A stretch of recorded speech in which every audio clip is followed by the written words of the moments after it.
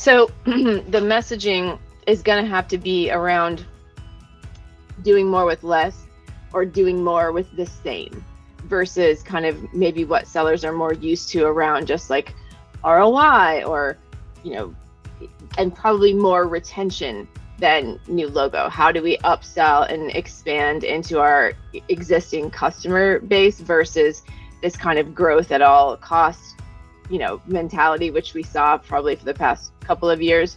And to that point, I guess the third thing would be that how organizations are viewing things is now more NRR, or net recurring revenue, right? Rather than new ACV, because they want to, the least expensive customer you have is the one you already have. And so just focusing on that, we're seeing a lot of, we sell to sales organizations, and that's what we're hearing the most focus on. So I have a 3-part demo framework that works very well for, we have very short discovery calls, and it's just simply match their urgency. So there's 3, and the script kind of goes like this, like, Rita, it's been great to talk with you today. People generally join these first calls for a couple of reasons. One is just they're kind of in education mode. They're interested in new tools that are coming out on the market. They happen to see us. They're just interested in finding out what we do.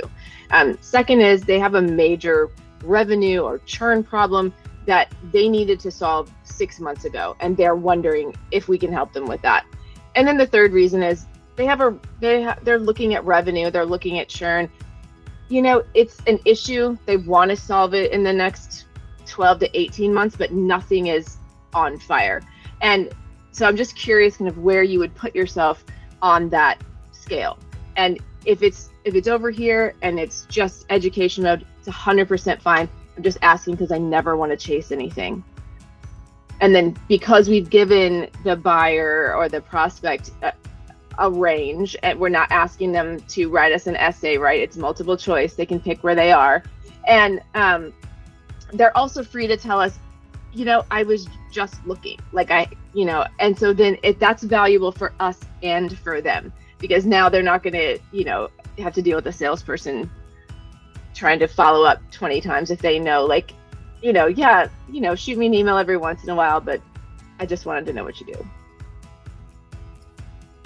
What we've found is that multi-threading by just asking for introductions rarely works. So something else to consider before that first meeting is what I call the 3x3x3 method. And that means 3 buying personas, 3-step sequence, 3-part follow-up. So first of all, the 3 buying personas. Before that first call, you want to find 3 people with VP titles from departments that are typically involved in buying what you sell. And then you want to put all 3 of those into a 3-step sequence that starts 4 to 7 days before that first call. The first touch is you're just going to leave a thoughtful comment on something that they post on LinkedIn. The second touch is you're going to give them a LinkedIn connection request, and you're going to mention the post that you saw. And then the third touch would be either an email or a LinkedIn message about the meeting that you have coming up with someone else from their company that says, hey, Rita, your colleague, Callie, scheduled a meeting with me. I thought you might be interested. Topic is tracking your past buyers' job changes and also lowering churn risk, also automatic multi-threading. Executives in your department aren't always involved, but sometimes they have specific OKRs that are relevant. And should I forward an invite? If not, that's fine. Happy to keep you posted. And then the 3-part follow-up is on the day that you have the meeting with their colleague, you're going to send them a very short 3-bullet recap of that meeting. Also, the day of the meeting, you're going to put them into a nurture sequence, usually something to do with thought leadership, or reminding you if there's additional meetings on the calendar, reminding you to follow up with them and give them that recap. And then a week later, you're going to ghostwrite an email for your executives to send to the executive that you met with or the ones you've been contacting, because you want executives to start their own private channel of communication about your product. I like to think about it as like testing to see if they are a champion. And then once we've determined that they are, kind of developing them. So I think about testing it, trying to determine if they are a champion in 3 ways. is by asking them for 3 different things. The first is by asking them for introductions to other people in their organization who are interested or have a stake in what you're selling. Not necessarily executives, but just an introduction to someone else on their team or in their org. The second, I would like to ask them for specific metrics. Okay, Rita, you said your team wants to grow your pipeline. Probably every sales team in the world would say that. Like, what kind of metrics are we talking about here? Are we talking about 8% growth? Do we need 18% growth? What are we talking about? And then the third is I like to ask them for what I call inside information. And what I mean by that is things like, who on the buying committee has the most influence? What are this person's goals? Who do you think is a blocker for this type of thing? So we're in those 3 things that we're asking for: introductions, metrics, inside information. We're just asking them if they're going to put a little skin in the game and stick their neck out a little bit for us, and then developing them. I like to talk them up to their peers and to leadership, either whenever we're on a call or when I'm recapping a call.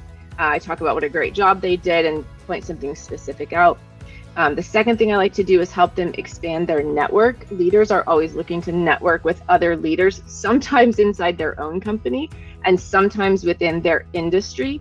Ambitious leaders are wondering, like, where are they going to move next, or who is my peer that I would really like to collaborate with. So those introductions are valuable.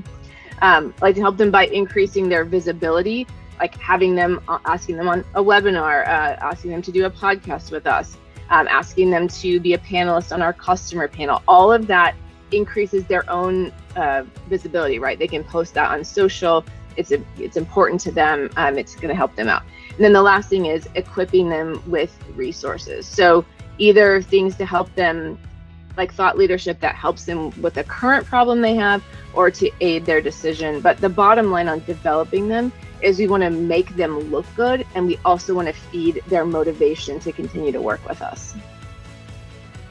Biggest mistake I ever made was ignoring clear red flags during an interview process and when reading about a company in research, and then choosing to work there anyway because it was a big name company and one I had wanted to work with.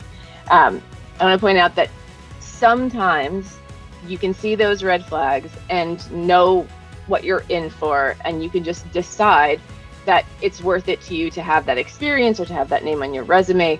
I think for me, there would have been other ways to get where I was going that would have been a lot less painful. I mean, that has to be Formation by Beyonce. Is there another answer to that question? I don't know.